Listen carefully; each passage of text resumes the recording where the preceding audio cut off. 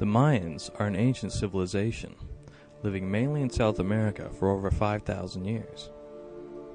They are still around today, but not anywhere near their former glory. The conquering Spaniards burned up most of the Mayan literature and killed thousands. What we have learned has come from their ancient pyramids still standing today. The Mayan calendar is a system of distinct calendars and almanacs used by the Mayan civilization of pre-Columbian Mesoamerica and by some modern Maya communities in highland Guatemala. These calendars can be synchronized and interlocked in many ways, their combinations giving rise to further, more extensive cycles. The essentials of the Mayan calendar system are based upon a system which had been in common use throughout the region, dating back to at least the 6th century BC. It shares many aspects with calendars employed by earlier Mesoamerican civilizations such as the Zapotec and Olmec, and contemporary or later ones such as the Mixtec and Aztec calendars. Although the Mesoamerican calendar did not originate with the Maya, their subsequent extensions and refinements of it were the most sophisticated. Along with those of the Aztecs, the Maya calendars were the best documented and most completely understood. The most important of these calendars is one with a period of 260 days.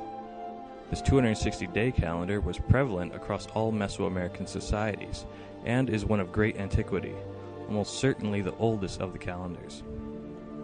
It is still used in some regions of Oaxaca and amongst the Mayan communities of the Guatemalan highlands. The Maya version is commonly known to scholars as the Tzolk'in.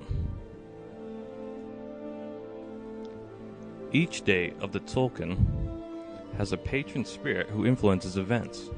Alkin, the Mayan shaman priest whose title means daykeeper, read the Tzolk'in to determine the answers to yes or no questions, as well as more complex questions involving health, wealth, and family. The sacred calendar is also used to set the most auspicious dates for household, lineage, and community rituals. When a child is born, the daykeeper interprets the Tzolk'in cycle to identify the baby's character, similarly done today with a natal chart. For example, a child born on the day of the Akba'al is thought to be feminine, wealthy, verbally skillful. The birth of the Akba'al, along with several other days, is also thought to give the child the ability to receive messages with the supernatural world through somatic twitches of blood lightning, so he or she would become a shaman priest or a marriage spokesman. Maya shamans also perform a wide variety of divinatory arts, which do not specifically depend upon a mastery of the sacred calendar, including crystal, mirror, and water gazing, and spirit possession, amongst others.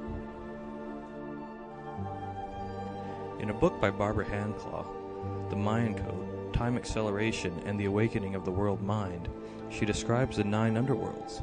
She says, the 9 underworlds of creation are the transformation of consciousness. The actual pattern of creation described by the Mayan calendar looks like a pyramid with 9 levels, immensely long periods of time with shorter and shorter periods stacked on top, or even more accurately, as a set of nestled vessels, each of them 20 times smaller than the last.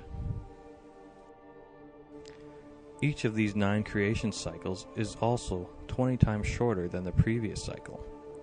Each of these cycles is further divided into 13 equal sections of time, and each of these sections has a purpose onto creation.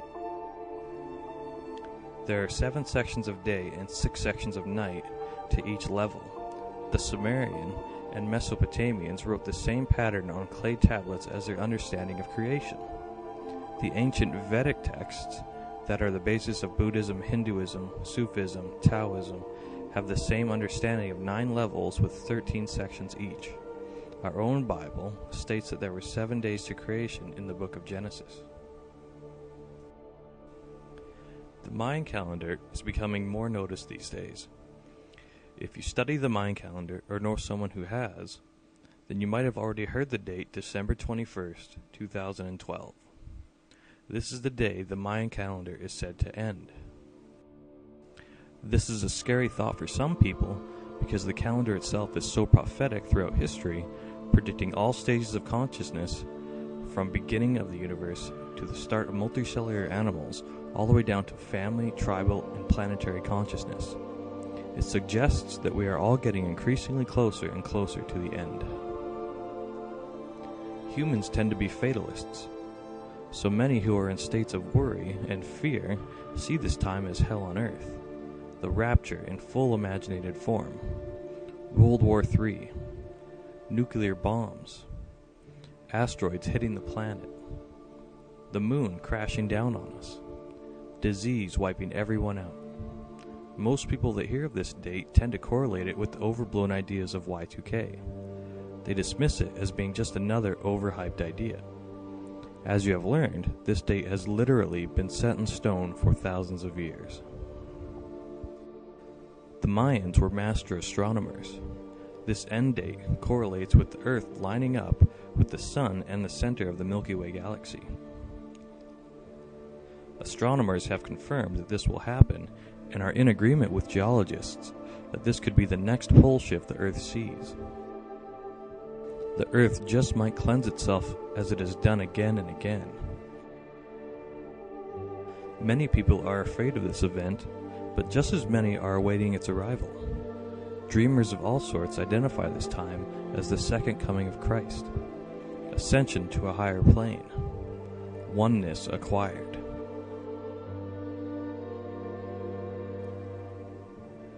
They think we will be given powers of healing, levitation, telepathy. Metaphysicians see it as a time of ascension, that we will physically change vibrations and move to a higher plane. A virtual paradise beyond all comprehension, where we will live forever and have all knowledge and happiness.